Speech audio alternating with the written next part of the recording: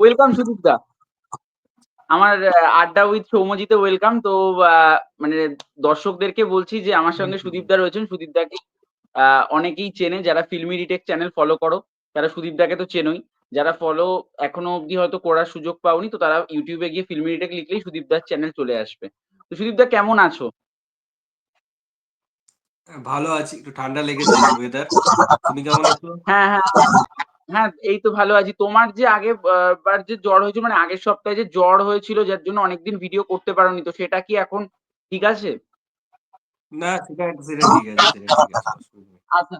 সুদীপদা ১ম এ যেটা মানে তোমাকে যে কোয়েশ্চেনটা দিয়ে শুরু করব মানে অ্যাকচুয়ালি তোমার মানে যেটা মানে আমাদের এখানকার অনেক ইউটিউবাররাই বলে অ্যাকচুয়ালি তুমি হইচই এর মানে কিছু কাজ এলেই মানে মানে এত বাজেভাবে রোস্ট করো মানে সেটা মানে হইচই এর কাজের এখন কনটেন্টটা এরকমই হয়ে যাচ্ছে মানে রোস্ট করার মতো যেটা আমিও করি। বাট হইচইকে যদি উন্নত করতে হয় মানে তাহলে কি করতে হবে? না, প্রথমত ব্যাপারটা এরকম নয় যে হইচইয়ের কাজ এলে রোস্ট করি। এরকম হইচইয়ের অনেক কাজ আছে, যেগুলো আমার খুব পছন্দের কাজ। ইনফ্যাক্ট হইচই এমন একটা প্ল্যাটফর্ম যারা বাংলার ওটিটি এই কনটেন্টটাকে এরকম জায়গায় নিয়ে গেছে। যদিও হইচই বাংলার ১ম ওটিটি নয়। আড্ডা টাইমস অবশ্যই ১ম ওটিটি। কিন্তু হইচই যে রকমভাবে তাদেরকে সাজিয়েছে, যেরকমভাবে অডিয়েন্স গুলোকে তারা ডিস্ট্রিবিউট করেছে বা ভেবেছে, সেই জায়গায় হইচই দারুণ কাজ করেছে। এবারে মুশকিল হচ্ছে যে যখন আমার ইনটেনশন এ প্রবলেম হয়ে যায় যে আমি কাদেরকে নিয়ে কাজ করছি, কি কাজ করছি এবং যদি আমার সিরিয়ালের অডিয়েন্সকেই ক্যাটার করার ইচ্ছা থাকে তাহলে আমি টিভিতে সিরিয়াল করব। আমি ওটিটিটার নাম বদনাম করব না। এবং আমাকে সাথে, সাথে এটাও বুঝতে হবে যে হইচই নতুন ক্রিয়েটর, নতুন মেকার্সদের কতটা সুযোগ দিয়েছে। সেই আমি আ বড়, বড় ডিরেক্টরদের সিনেমা দেখতাম, তাদেরই সিরিজ দেখছি এবং সত্যি বলতে সেগুলো সিরিজও নয়। টেকনিক্যালি একটা সিনেমাই বানিয়ে তারা ১০ টা এপিসোডে কেটে দিচ্ছে। একটা যে সিরিজের ফরমেট হয়, প্রত্যেকটা এপিসোডের শেষে একটা ক্লিফ হ্যাঙ্গার থাকবে বা একটা হাই পয়েন্ট ক্রিয়েট হবে। সেই ফরমেটেই কাজ হয় না। ১ টা ২ টো এক্সেপশনাল অবশ্যই কাজ আছে। আমি যদি সেই কম্পারিজন এ যাই ক্লিক, হয়তো তাদের কাজের মান বা কোয়ালিটি আমি যদি হইচই থেকে বিচার করি তার থেকে কম। তারা কিন্তু নতুনদেরকে অনেক সুযোগ দিয়েছে। অনেক ভালো, ভালো সিরিজ আমরা ক্লিকে দেখেছি। অন্তত তারা এক্সপেরিমেন্ট করেছে। তারপরে ভালো খারাপ সেটা আলোচনার বিষয়, সেটা ভালো লাগার বিষয় সেটা হতে পারে। বাট আমার মনে হয় হইচইয়ের যেটা প্রবলেম আমার জন্য যে তাদের মিথ্যা অনেক সময় আছে না যে কিছু জিনিসকে নিয়ে এই অডিয়েন্স এর যে সাবস্ক্রিপশনটা নেওয়া হয় সেটাকে নিয়ে নিচ্ছে। মানে তুমি যদি ভালো করে খেয়াল করো ২০২২ এ হয়তো অ্যানাউন্সমেন্ট করেছে কোন একটা কাজের, সেটা ২০২৪ এ আসছে। বা এই যে অনেক কাজ যেগুলো এখনো অ্যানাউন্সমেন্ট হয়েছে, আমি ২০২৩ এরই তোমাকে অ্যানাউন্সমেন্ট এর লিস্ট পাঠাবো বা তুমিও চেক করে নিতে পারো। তার মধ্যে অনেক কাজ আছে যেগুলো এখনো হইচই আসছে না। এবছর আসছে না, ২৪ এ আসছে না। তার একটা উইন্টার অ্যানাউন্সমেন্ট করলো যেখানে সেই ফেলুদার কথা বলল, একেন বাবুর কথা বলল। যেগুলো অলরেডি বহুবার অ্যানাউন্সমেন্ট। একই অ্যানাউন্সমেন্ট তারা ৩-৪ বার করে করছে। নতুন যে কাজগুলো আসার কথা ছিল এরকম রাহুল মুখার্জির এই ২ টো সিরিজ আসার কথা ছিল। একটা এসছে, একটা আসেনি। 'ডাকঘর 2' আসার কথা ছিল এবছর, আসেনি। এরকম অনেক সিরিজ আছে যেগুলো তুমি দেখবে ২০২৩ এর অ্যানাউন্সমেন্ট ছিল যেগুলো ২৪ এর মধ্যেও এলো না। ২৪ শে ডিসেম্বর। সুতরাং আর আসবেও না। 'ইন্দু 3' এগুলো সব অ্যানাউন্সমেন্ট ছিল। তো তারা এবছর কিন্তু সাজেস বড় করে কিছু অ্যানাউন্সমেন্ট করেনি হইচই যে এতগুলো সিরিজ আসবে। বিকজ তাদের পুরনো বহু কাজ আছে যেগুলো হয়তো ২০২৪ এ চলে যাবে। মানে ২০২৫ এ চলে যাবে।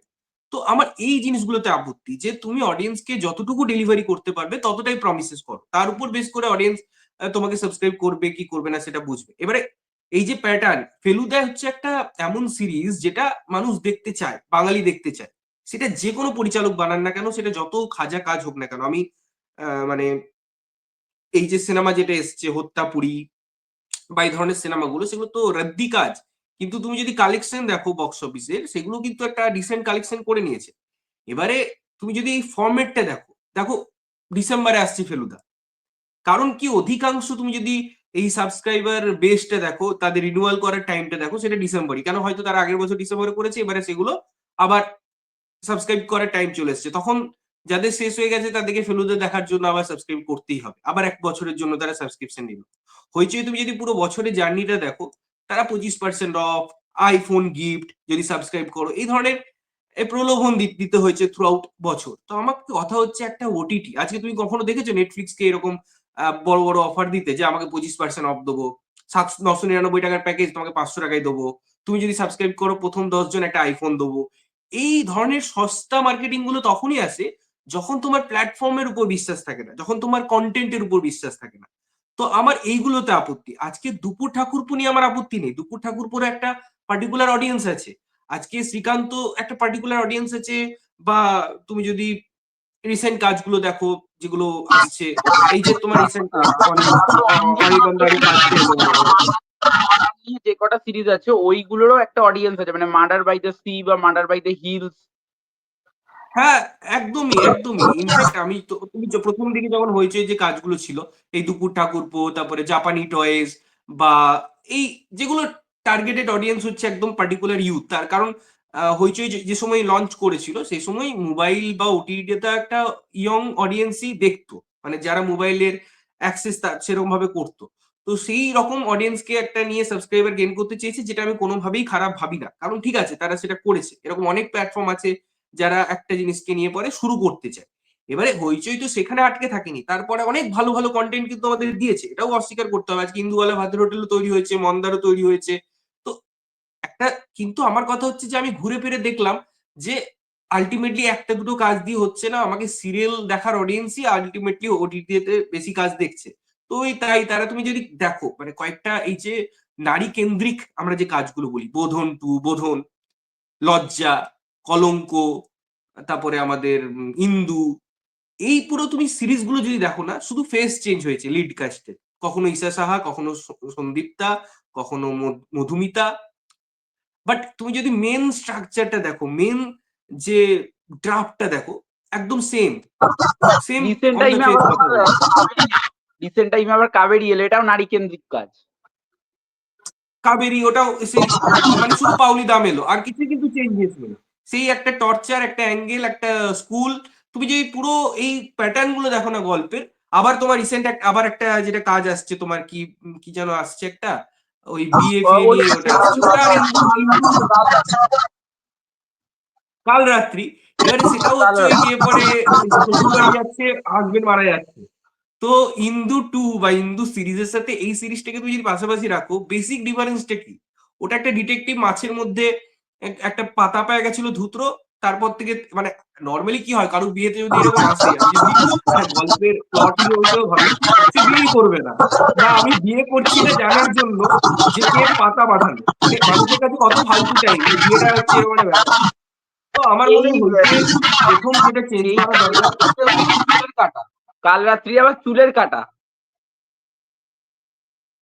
হ্যাঁ, কাল রাতে চুলের কাটা, ওখানে একটা অন্য কাটা। তো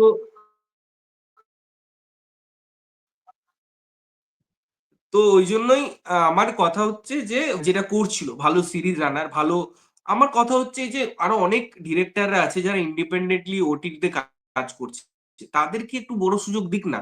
তাহলে পরে আমার মনে হয় অনেক ফ্রেশ কন্টেন্ট আসবে, অনেক ফ্রেশ ভাবনা চিন্তা আসবে। আমি বরাবর বিভিন্ন ভিডিওতেও এটাই বলেছি যে হইচই এই কাজটা করছে না, হইচই রিসার্চ করছে না। তারা একটা ব্র্যান্ড পেয়ে গেছে এবং তাদেরকে কিন্তু এখন ফেস লস হতে হয়েছে, আর কিন্তু অডিয়েন্স এখন হয়ে গেছে এত বেশি, তাদের কাছে কন্টেন্টের সম্ভার আছে। তারা আমাজন দেখছে, তারা নেটফ্লিক্স দেখছে, তারা এখন জিও দেখছে, তো তাদের কাছে কন্টেন্টের কোনো অভাব নেই। সুতরাং তারা কেন বাংলাতে হইচই 999 টাকা সাবস্ক্রিপশন ফি, আজকে তুমি দেখো একটা নতুন ওটিটিতে এলো, মানে রিলিজ করলো একটা অনেকগুলো কাজ নিয়ে, আমি নামও মনে পড়ছে না আমার, কি ফ্রাইডে ওই তো নাকি একটা Friday, Friday। হ্যাঁ হ্যাঁ। তো আমি মনে হয় ওই চ্যানেল, ওখানে একটাও কন্টেন্ট দেখিনি, মানে আমি সাবস্ক্রিপশনটাই নিইনি, এবং আমার মনে হয় এরকম আরো অনেক রিভিউয়ার আছে যারা দেখেনি। আমি আমি তোমার সবকটা কন্টেন্ট দেখেছিলাম, তার মধ্যে ওই হইচই এর মতো রদ্দানা মার্কা কাজ সবকটাই। শুধু একটা কাজ একটু পদের, ওই নেক্রো বলে একটা কাজ আছে, ওটা শুধু একটু পদের, আর সব হইচই এর কন্টেন্ট।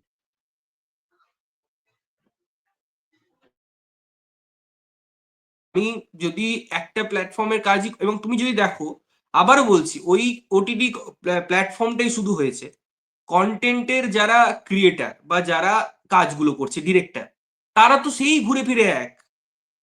মানে আজকে জয়দীপ মুখার্জি হইচই বানাচ্ছে, জয়দীপ মুখার্জি ওখানেও বানাচ্ছে, জয়দীপ মুখার্জি জি5এও গিয়ে বানাচ্ছে। তো আমি প্ল্যাটফর্ম চেঞ্জ করে তো কিছু করতে পারবো না, আমাকে তো আলটিমেটলি মানে ওখানে যারা ক্রিয়েট করবে তাদেরকে নিয়ে ভাবতে হবে। বা তাদেরকে পুশ করতে হবে যে তোমরা এই ধরনের কন্টেন্ট করো।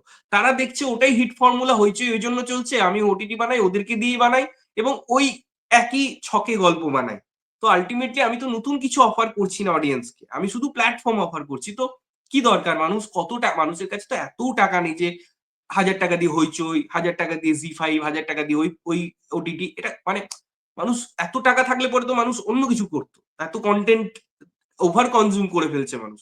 তো আমার মনে হয় যে বাংলার ওটিটি তখনই চেঞ্জ হবে যখন মানুষের বা যে ওখানে যারা নির্ধারণ করে যে কোন কন্টেন্ট চুজ করব, তারা যদি একটু রিসার্চ করে, তারা একটু ওই 18 তলা অফিস থেকে নেমে, এসি হাওয়া থেকে নেমে যদি গ্রাউন্ড রিয়েলিটি চেক করে, তারা যদি একটা চায়ের ঠেকে বসে আড্ডা মারে না, ওখানে অনেক অনেক কন্টেন্ট তাদের কাছে কনজিউম মানে আইডিয়া চলে আসতে পারে যে আমরা রিয়েলিটিতে কি চাই। আজকে খুব সাধারণ গল্পকেও এত সুন্দরভাবে পরিবেশিত করা যেতে পারে না, যেটা খুব গ্রাউন্ডেড হবে, যেটা আমাদের রুটেড কালচারকে ইনহ্যান্স করবে। তো সেই জিনিসটার অভাব।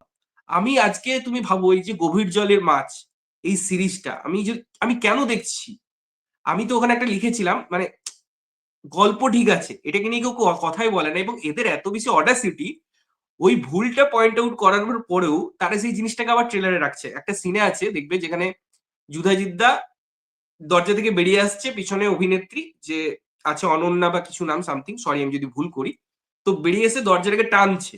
ঠিক আছে, এবারে কি হয়, নর্মালি তুমি যদি একটা দরজা টানো তোমার সায়েন্সের জন্য, আকর্ষণের জন্য দরজাটা হয়তো একটু পিছিয়ে গিয়ে আবার ফিরে আসতে পারে। এটা একবার হবে, দরজাটা টানার উপর, ফোর্সের উপর ডিপেন্ড করছে। ওখানে পিছনে দরজার পাশে একটা লোক দাঁড় করিয়ে রেখেছে, সিনটাকে তাদেরকে নিতে হবে। সে এলো, দরজাটা ঠিললো, আবার পিছনের লোকটা আবার ঠিলে দিল, আবার দরজাটা গিয়ে লাগলো, আবার ঠিলে দিল। এটা সিনে বোঝা যাচ্ছে যে পিছন থেকে কেউ ঠিলছে দরজাটা, এবং আমি এটা রিভিউতে বলেছি। তারপরেও সেই জিনিসটা আবার আমি যখন দেখলাম পার্ট 2 তে ওই জিনিসটাকে আবার দেখানো হয়েছে। তো এগুলো খুব রিডিকিউলাস, এগুলো দেখতে বিরক্ত লাগে যে তুমি অন্তত গ্রামারটাকে তো ঠিক করো। তুমি যদি সিনেমার কিছু গ্রামার ইউজ না করছো, দেখো অনেকেই বলবে যে আজকে সত্যজিৎ রায়ের এক্সাম্পল দিয়ে পথের পাঁচালী, 180 ডিগ্রি ভাঙা, ওগুলো কাল্ট। এবং সত্যজিৎ রায়বাবু অনেকবার বলেছেন যে এটা একটা না জেনে হয়েছে, এবং সেই না জানা এবং জেনে পরে ভুল দেখাতে গিয়ে পরে আমাকে যদি সেটাকে মানে ওভারল্যাপ করে পুরো সিচুয়েশনটা, সেটা আলাদা। এই তোমার রিসেন্ট যে অনির্বাণের সিরিজটা এলো, এই যে ফোর্থ ওয়াল ব্রেক করা বলি আমরা, সেটা না তুমি দেখবে এই যে ভাস্কর, লাকি ভাস্কর সিনেমাটা এসছে, ওখানেও কিন্তু ফোর্থ ওয়াল ব্রেক হয়, কিন্তু সেটা কত পয়েন্ট অনুযায়ী হয়, সেটা কত সুন্দর। আর তুমি দেখবে ওই যে তালমার রোমিও জুলিয়েট, সেটা কতটা ফালতু। মানে এটাই হচ্ছে ডিফারেন্স গ্রামারে, যে আমি কোথায় পুট করব, কোথায় সেটাকে জাস্ট আমি দেখাচ্ছি, কোনো মিনিং নেই, দেখাতে হবে বলে দেখাচ্ছি আমার নিজের জাহির করার জন্য, আর কোথায় সেটা টেকনিক্যালি যাচ্ছে, এটাই হচ্ছে ব্যাপার। তো দাদা, তোমার কাছে আরেকটা জিনিস জানার, যেটা মানে এটাও অনেকে আলোচনা-টালোচনা করে, মানে আমি ভিডিওতেই দেখেছি সবার, যে অনির্বাণদার কাজ এলে, মানে অনির্বাণ ভট্টাচার্যের কাজ এলেই মানে তুমি ভীষণভাবে মানে বাজেভাবে রোস্ট করো। যেরকমটা আমরা তালমার রোমিও জুলিয়েট বা অথৈ বা মিথ্যে প্রেমের গানে বোধহয় দেখেছিলাম কি তোমার রিভিউ। তো দেখেছি মানে তুমি অনির্বাণদার কাজের মধ্যে কি মানে জিসটা মানে কি মিসিং টা পাও?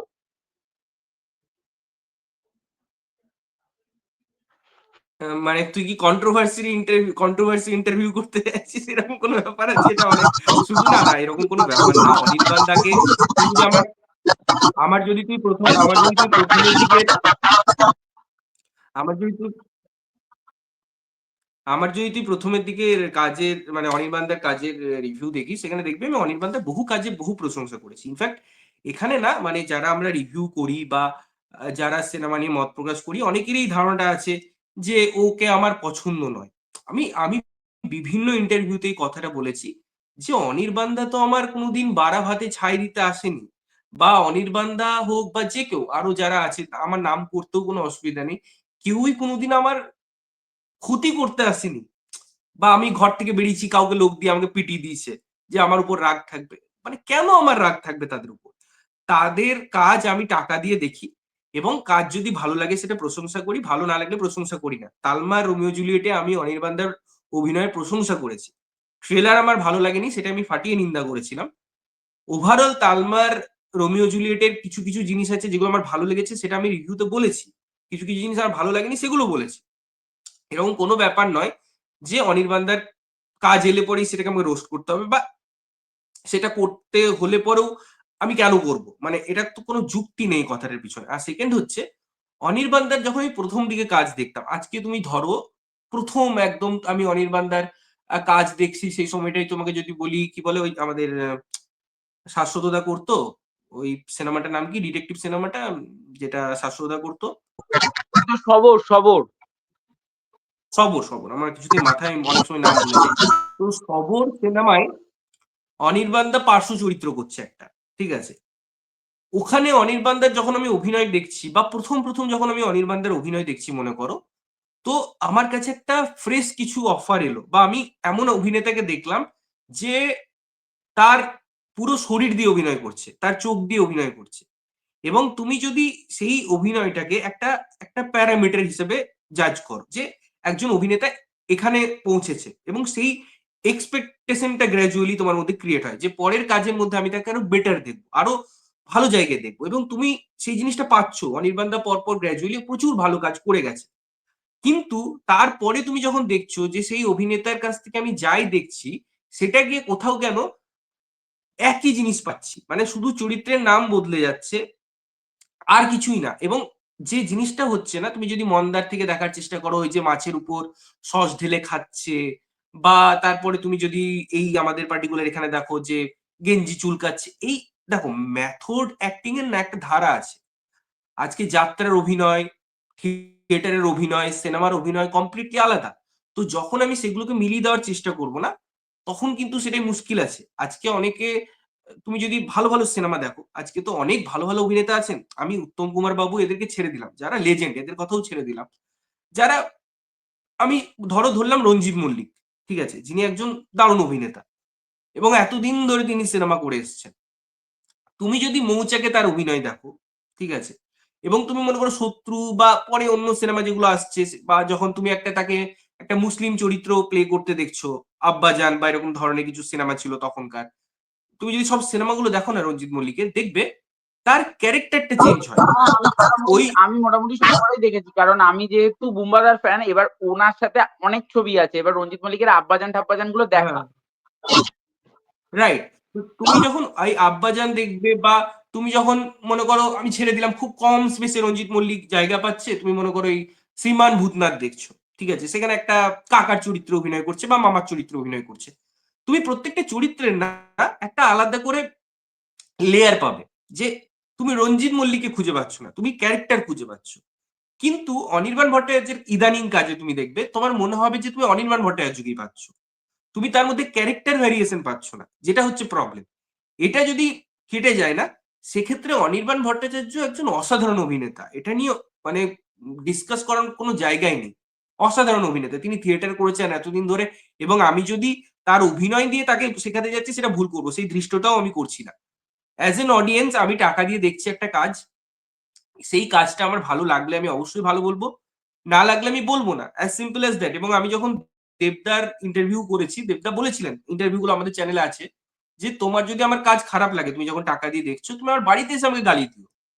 তো তিনি তো সুপারস্টার, তিনি যদি এই কথাটা বলছেন, তখন আমাকে ধরে নিতে হবে যে এটাই ঠিক, যে আমি কাজ দেখে পরে তো সেটাকে আমি জোর করে বলতে পারবো না। এবং সত্যি বলতে, আমি জানি না এটা আমি অনেকবার ক্লিয়ার করেছি বা অনেকবার হয়তো করতে পারিনি।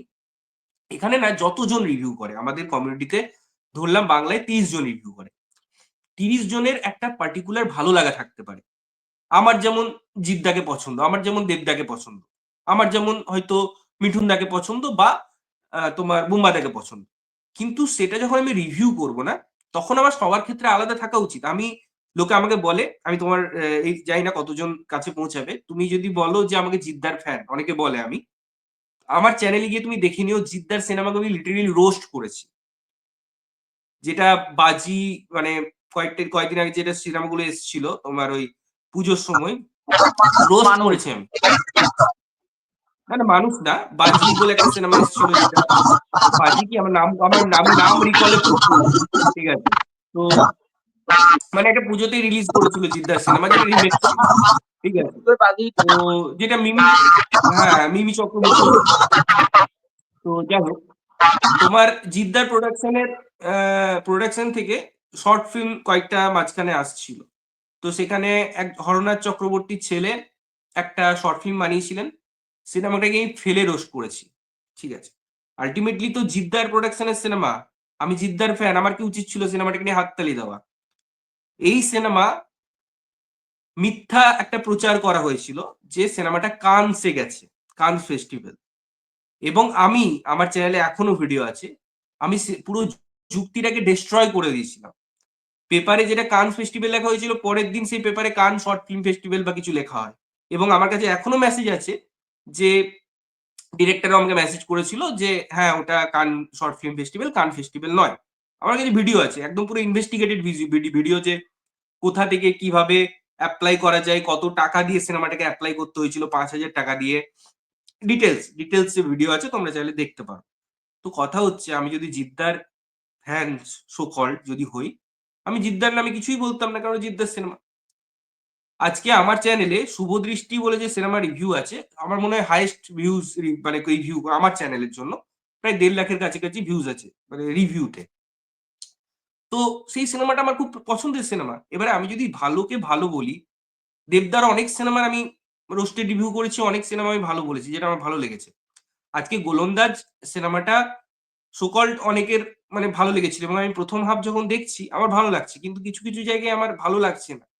সেটা বলতে হবে আমাকে, কেননা আমার যেমন লেগেছে, আমার চ্যানেলটা তার জন্য। কে খুশি হলো, কাকে খুশি করলাম, কে আমাকে পরে ডাকবে, কি আমি পরে বেনিফিটস পাবো, সেই ভেবে আমি কোনোদিনই বলিনি। আজকে আমার ২০১৮-১৯ থেকে চ্যানেল, আজ থেকে আমার ৫-৬ বছর হয়ে গেল। বহু কথা বহু লোক বলেছে, বহু থ্রেট কল পেয়েছি। বাট না, যেটা আমার ঠিক, আমার কাছে আমার যেটা মনে হবে কোন একটা সিনেমা দেখে, তার জন্য যদি কেউ বলে আমি জেনে শুনে করছি, ইটস ওকে, তাদের চয়েস, তাদের ফ্রিডম। আমি তো তাদের ফ্রিডমও নিতে পারি না। বাট আমি বলতে পারি যে আমার পার্সোনালি তরফ থেকে না আমার অনির্বাণদের কাজের উপর কোনো ইয়ে আছে, না অন্য কোনো কাজের উপরই আছে। আজকে যদি অনির্বাণদের কোনো কাজ ভালো লাগে, আমি হাততালি দিয়ে সেটা রিভিউ করব। তো দাদা নেক্সট যেটা যে আমাদের খাদান আসছে আর কিছুদিন পরেই। তো খাদানের তো মানে দারুণভাবে হাইপ রয়েছে এবং আমাদের বাংলার মানে এই বছরের সবথেকে বিগেস্ট ছবি হতে চলেছে খাদান, বিগেস্ট অ্যাকশন ছবি হতে চলেছে। তো মানে সেটা নিয়ে কতটা এক্সাইটেড? মানে খাদান রয়েছে, অন্যদিকে মিঠুন চক্রবর্তী, ঋত্বিক চক্রবর্তীর সন্তান রয়েছে। তো এগুলো নিয়ে কতটা এক্সাইটেড? তো খাদান নিয়ে আমি দারুণ এক্সাইটেড, বিকজ মানে খাদানের যে কটা এলিমেন্ট আমরা দেখেছি, সেটা টিজার হোক, রিসেন্ট আমরা প্রি ট্রেলার দেখলাম, গান দেখলাম। ১ম যে গানটা এসেছিল সেই গানে দেবদার স্টেপ দেখে আমার একটু মনে হচ্ছিল যেন দেবদা একটু স্ট্রাগল করছে। পরে দেখে বিয়া যখন গানটা এলো তখন মনে হলো অনেক স্বাচ্ছন্দ্য সেই ব্যাপারটা থেকে। তো সেগুলো অন্য বিষয়। জিনিসগুলো কেমন লাগছে।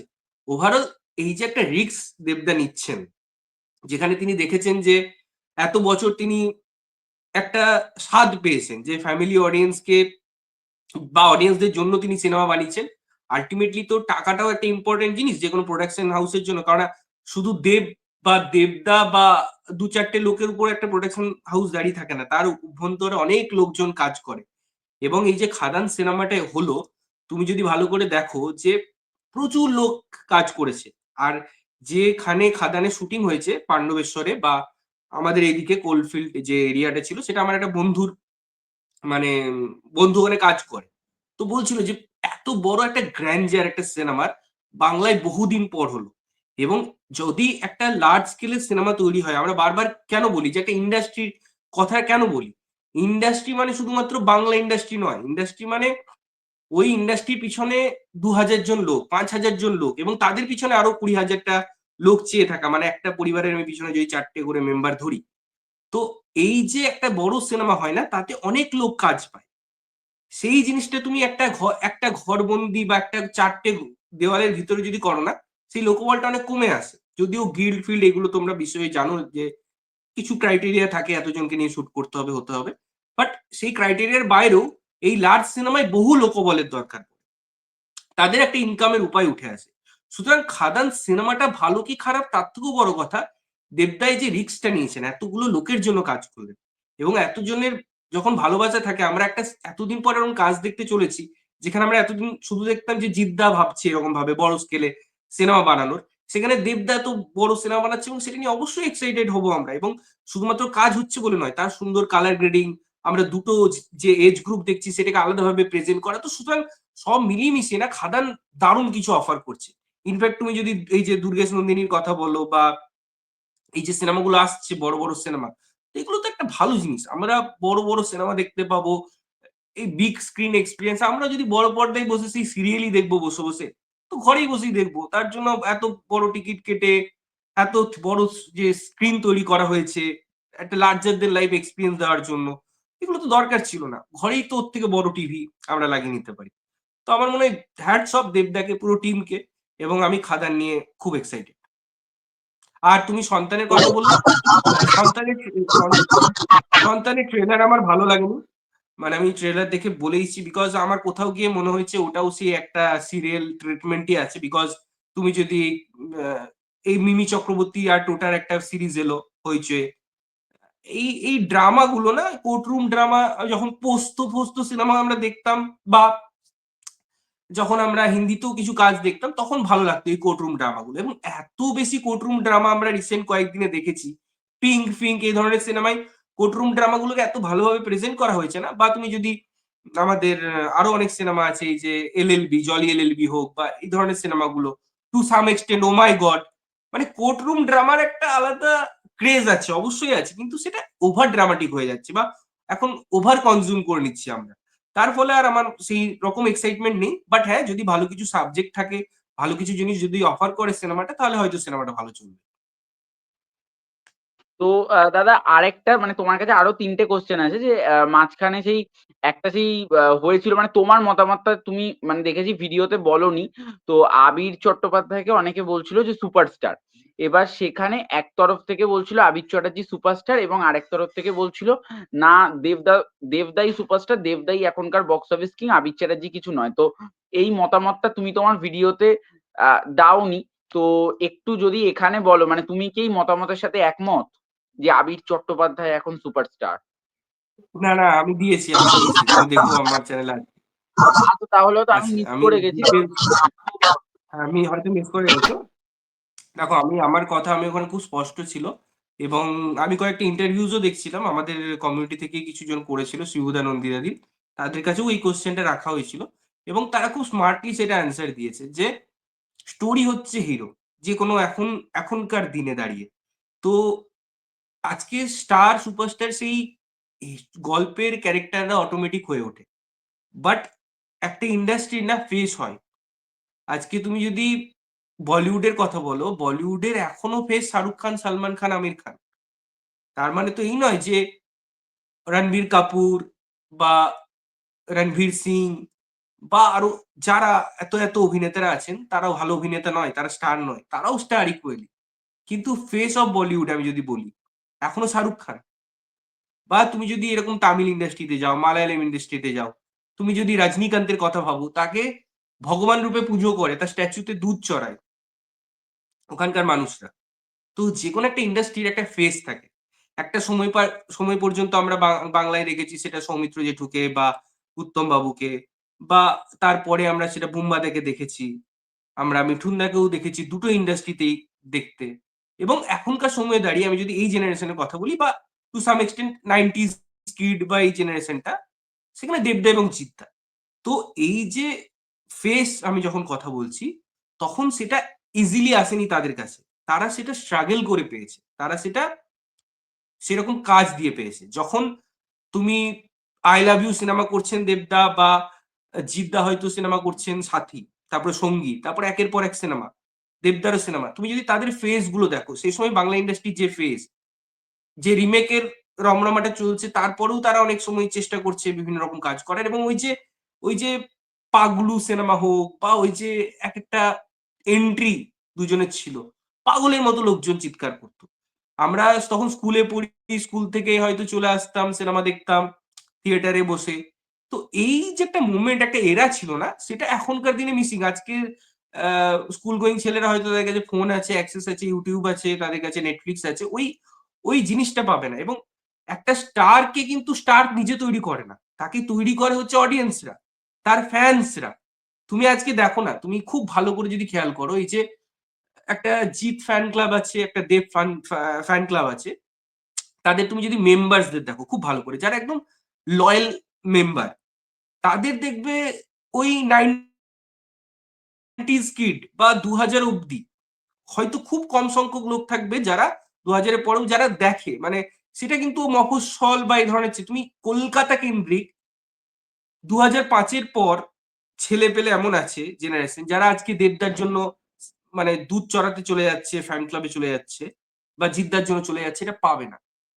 কারণ তারা সেই ফিলটাই পায়নি, তারা সেই দেবদাকে দেখেইনি, তারা সেই জিদ্দাকে দেখেইনি। এবং এখন সেই কাজগুলো হয়তো অ্যাভেলেবেল আছে, কিন্তু একটা কাজের না, একটা কিছু কিছু সিনেমা আছে যেগুলো কালজয়ী সিনেমা। তুমি নায়কের কথা বলবে, তুমি পথের পাঁচালীর কথা বলবে, কিন্তু তুমি যদি ভাবো আজকে প্রেমী সিনেমাটার কথা হবে, ঠিক আছে, আমরা যখন প্রেমী সিনেমাটা দেখেছি তখন আমাদের কাছে কিন্তু এই ধরনের কোনো নেটফ্লিক্স বা আমাজন প্রাইম কিছু ছিল না। ওর যে কোয়ালিটিটা ছিল সিনেমাটার, আমি ভিজুয়ালি কথা বলছি, তার মধ্যে তো এরকম ঝাঁ চকচকে ব্যাপার ছিল না। কিন্তু আমরা যখন সিনেমা হলে সেটা দেখেছি আমাদের বয়সে, তখন আমাদের কাছে ওই টেকনোলজিটা বেস্ট টেকনোলজি, সেটা দিয়ে প্রেমী তৈরি করা হয়েছে।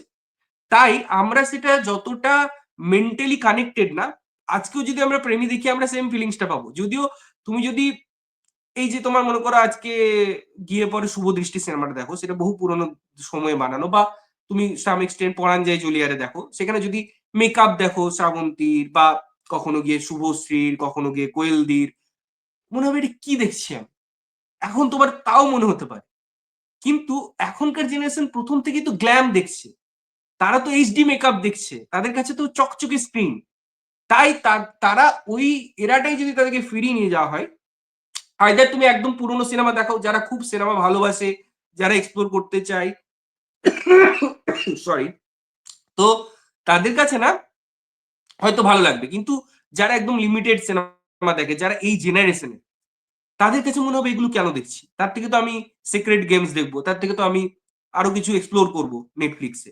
তো ফ্যান্সরাই তৈরি করে সুপারস্টারকে, তার জন্য দেখবে এটা খুব প্র্যাকটিক্যাল কথা, আমরা এটা যতই না মানার চেষ্টা করি, দেবদা জিদ্দার পর বাংলায় আর কোনো সুপারস্টার নেই। এবং আমার মনে হয় সেটা খুব, যে কোনো জিনিসেরই টাইম আসে, বা কোনো কিছু এটা বলে দেওয়া যায় না যেটা হবেই না, বাট সেটা হওয়া খুব চাপ। আজকে তো অনেক অভিনেতা অভিনেত্রীরা এলেন, ট্রাই করলেন, যারা কমার্শিয়াল সিনেমা করলেন, সবাই কিন্তু অনেকে সিরিয়াল থেকে উঠে এলো, একটা দুটো সিনেমা করলো, আবার সিরিয়ালে ফিরে গেলেন। আমি কোনো কিছুকেই খারাপ বলছি না, না সিরিয়ালকে খারাপ বলছি, না সিনেমাতে আশাটাকে নিয়ে খারাপ বলছি। অবশ্যই প্রত্যেকেই তো ভাই এন্ড অফ দ্য ডে রোজগার করতে হবে, ফ্যামিলি চালাতে হবে, সেটা যে কোনো মিডিয়াম, সে যেভাবেই যাক না কেন। তো তুমি বলো যে কে আছে দেবদা জিদ্দার পর, এটাই হচ্ছে ব্যাপার, যে আমাদের কাছে আর কোনো সুপারস্টার নেই। তাই আবির দা হোক, যারা বিভিন্ন ধরনের কাজ করার চেষ্টা করছে, বা শিবুদা যখন এই সিনেমাটা করছে, বা আরো অনেকেই, যারা আজকে তুমি কৌশানির কথা হবো, ট্রোল হয়েছে, বাট রক্তবীজের পর তাকে নিয়ে প্রশংসার বন্যা বয়ে যাচ্ছে। তাই কে ভাবতে পারতো যে কৌশানীকে নিয়ে এত প্রশংসা হবে, তুই যদি রক্তবীজটা না হতো, কেউ ভাবতে পারতো না। ঠিক আছে, বহু সরি আমি বললাম না, নাম রিকলে আমি বলছি, ঠিক আছে, মানে বহুরূপী যদি না হতো, তো কেউ ভাবতে পারেনি যে কৌশানী এরকম ভালো অভিনয় করবে। ইনফ্যাক্ট টু সাম এক্সটেন্ট তুমি যদি দেখো, এই যে আমাদের রীতা ভরিকে কিন্তু উইন্ডোজই আলাদা করে জীবন দিল। তুমি একের পর এক উইন্ডোজে কিন্তু রীতা ভরি অনেকগুলো কাজ করলো, ব্রহ্মা জানে, তো গোপন কর্মটি, ফাটাফাটি। হ্যাঁ,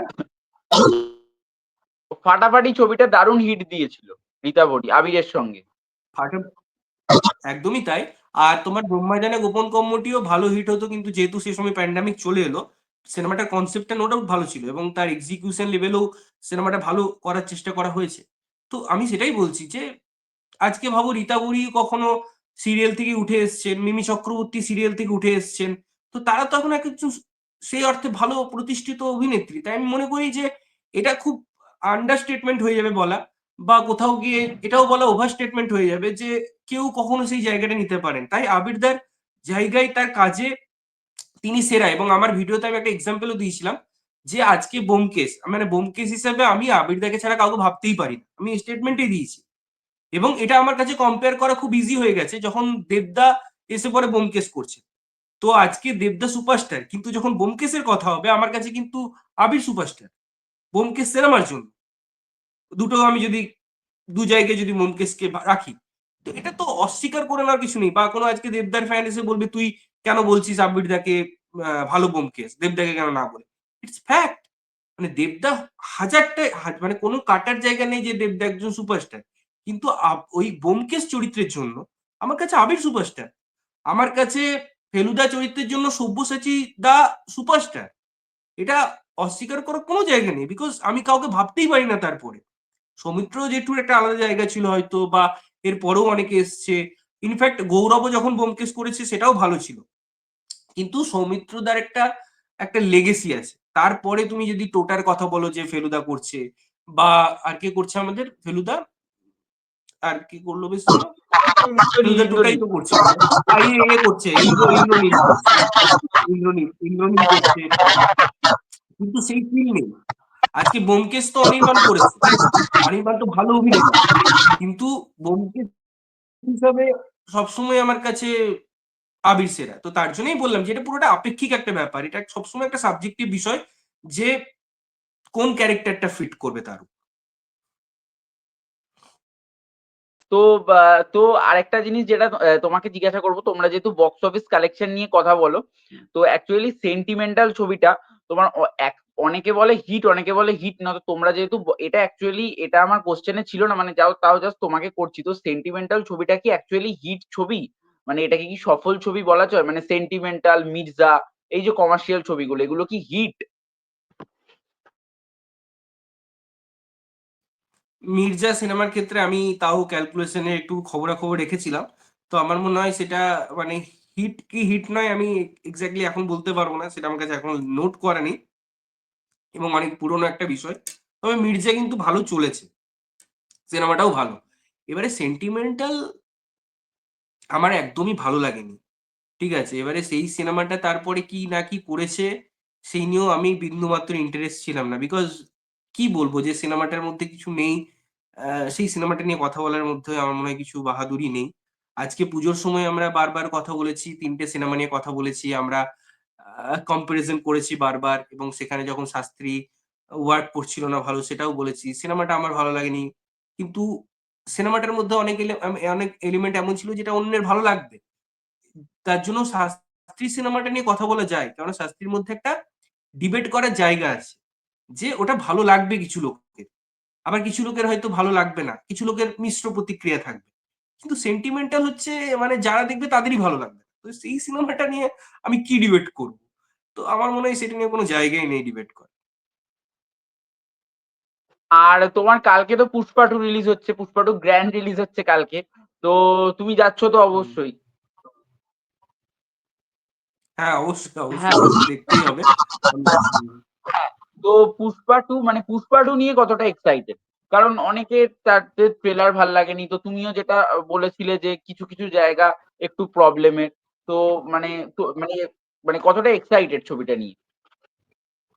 দেখো, 'পুষ্পা' আমার খুব প্রিয় সিনেমা, এবং তার কারণ হচ্ছে পুষ্পার যে একটা ওয়ার্ল্ড ক্রিয়েট হয়েছিল না? এবং যে নোটে সিনেমাটাকে শেষ করা হয়েছিল, ওই যে টাকলা পুলিশ অফিসারটা এলো, তারপরে তার কাছে যে জিনিসটা হলো। তো তারপরে আমি দেখতে চেয়েছিলাম যে সিনেমাটা যেহেতু হ্যাঁ? ফাহাদ ফাজিল। হ্যাঁ, তো কথা হচ্ছে যে এবারে 'পুষ্পা' আগের বারটা আমরা 'রাইজ' দেখেছি, বা যে কিভাবে রুলস, অর্থাৎ এটা একটা পুষ্পা রাজ। পুষ্পা রাজ কথাটার অর্থ কি? পুষ্পা এবারে রাজ করবে। সেটা আমরা এই সিনেমায় দেখব। আমরা যদি RRR সিনেমাটার কথা ভাবি, ওখানে কি ছিল? একটা সিনেমার মধ্যে আমরা ৩ টে জিনিস দেখেছিলাম। উত্থান, রাজ এবং পতন। বা ওটার একটা একটা ঐরকম সিনপসিস ছিল।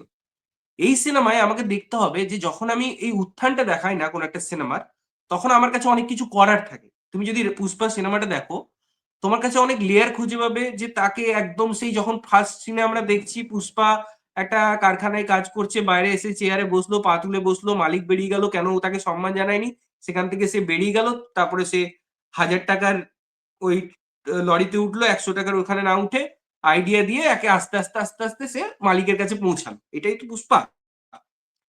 ওটা ওটা যখন আমাকে এক্সিকিউট করা হচ্ছে না, সিনেমায় যখন অফার করা হচ্ছে, তখন স্টেজিং আছে। সেটা দেখানো অনেক ইজি। বাট তুমি যখন রুলস দেখাবে বা তোমার কাছে যখন পুরো ৩.৫ ঘন্টার সিনেমা, এটা ভুললে চলবে না। এটা হিউজ, অনেক বড় একটা সিনেমা। অতক্ষণ ধরে তুমি কি দেখাবে? মানে আমি বলে না একটা লেগেসি একটা জিনিস পৌঁছানো, চাকরি পাওয়া এবং চাকরিটাকে মেইনটেইন করা, সেটা কিন্তু আরো বেশি কঠিন চাকরি পাওয়ার থেকেও। তো এই পুষ্পার ক্ষেত্রে কিন্তু সেটা হচ্ছে সবথেকে বিষয় আলোচনা করার, যেটা অনেকে আমরা করছি না। তো সেই জায়গায় আমার ভয় আছে। যে ৩.৫ ঘন্টা ১ম আমি টাইম নিচ্ছি, সেখানে যদি আমি এনগেজ না করতে পারি অডিয়েন্সকে, তাহলে তোমার পরে তো চাপ। ৩.৫ ঘন্টার ছবিগুলো একদম ভালো, মানে অ্যানিমেল ছবিটা আমি যখন দেখেছিলাম একদম পোষায়নি। ৩.৫ ঘন্টা ভীষণ বোর ফিল হয়েছে কিছু, কিছু জায়গা ছাড়া। এবার দেখা যাক এই ছবিটা কি হয়। আমাদের একটা অভ্যেস, যেখানে আমাদের একদমই চলে গেছে এত বড় সিনেমা দেখার। আজকে আমরা যখন মেরে নাম জোকার হতো, তখন ২ টো ইন্টারভেল থাকতো একটা সিনেমায়। তো সেই অ্যাটেনশনটাও আমাদের নেই।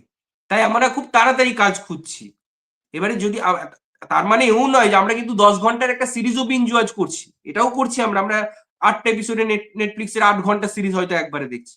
তাই এটাও বলা ভুল যে একদম আমাদের মানে ধৈর্য কমে গেছে। আমরা চাইলে দেখতেই পারি।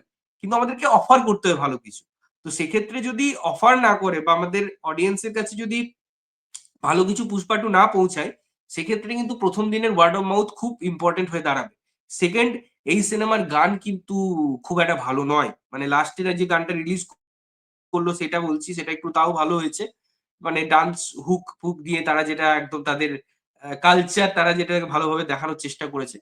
আর আমাদের শ্রেয়া ঘোষালের 'স্বামী' এই গানটা। তো এই দুটো গান ছাড়া কোন গান কিন্তু ভালো নয়।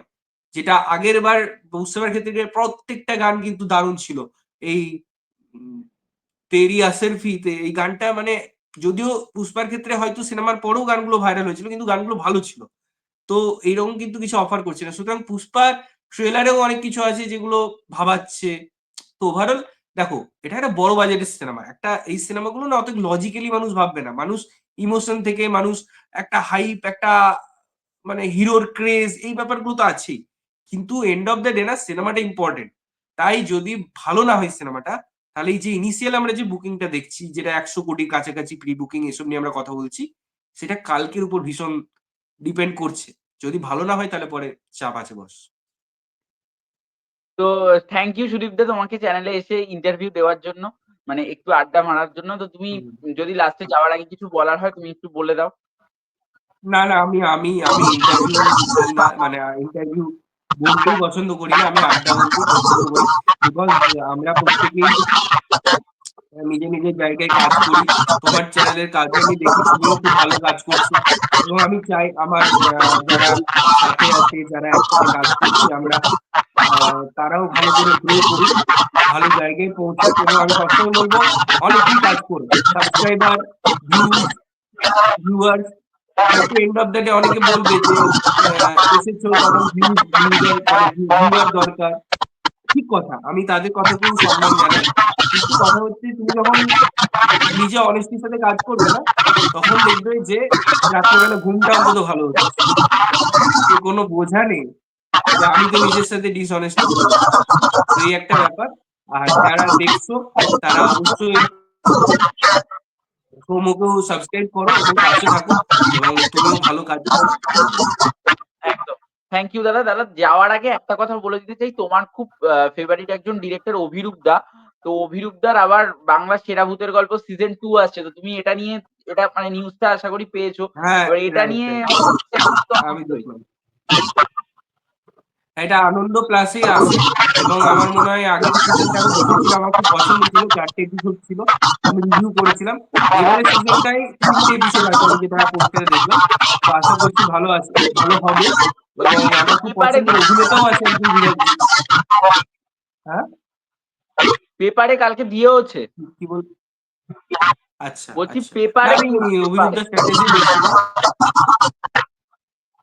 তো যুধাজিৎ দারাও আছে অনেকে আমার জানা পরিচিত, মানে যাদের কাজ আমি পছন্দ করি তারাও আছে এই প্রজেক্টের সাথে। তো আমি এক্সাইটেড, দেখা যাক কেমন হয়। আশা করি ভালোই হবে বিকজ অভিরূপ দা এমন একজন একজন ডিরেক্টর না, অভিরূপ দা আমার পছন্দের ডিরেক্টর কেন তার কারণ হচ্ছে অভিরূপদার কাজকে আমি অনেক ক্রিটিসাইজ করেছি, বাট অভিরূপ দা, সায়ন্তন দা বা এরকম আরো কয়েকজন ডিরেক্টর আছে যারা ক্রিটিসিজমকে না খুব পজিটিভলি নেয়। তারা জানে যে হ্যাঁ এই পয়েন্ট গুলো আছে। তো অভিরূপদা তুমি যদি কাজের গুণগত মান দেখো দিনের পর দিন বাড়ছে। তার রিসেন্ট এই যে রিতা সান্যাল যে সিরিজটা, কি দেখেছি। দারুণ মেকিং, তাই না? তো সেই জন্যই অভিরূপদার কাজের উপর আমার পুরো ভরসা আছে। আশা করছি খুব ভালো হবে। থ্যাংক ইউ দাদা, thank you, thank you. Good night দাদা। Thank you, thank you. Good দাদা, গুড নাইট। হ্যাঁ, হ্যাঁ, হ্যাঁ।